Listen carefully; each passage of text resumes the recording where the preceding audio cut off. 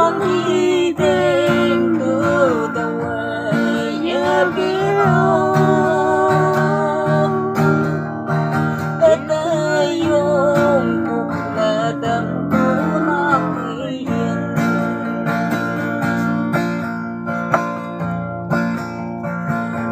nhà thương ơi mà chỉ ngon thơ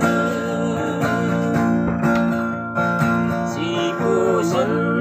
mong mơ nói nào với hờ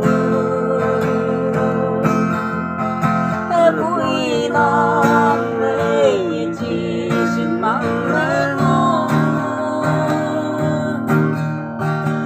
one day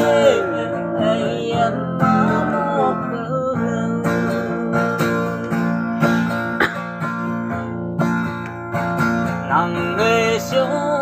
vui đời lấy one người nắng phơi chú hầu yang ngao xe vui non đời chỉ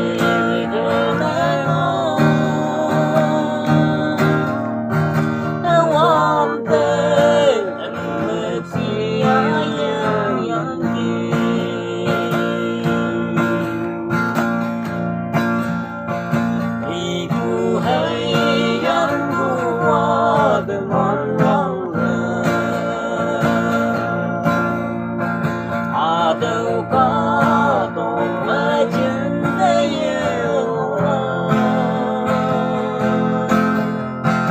âu ba lia cây sương ơi trên đi lời yêu ta hi nắng ta mẹ yên thiên mơ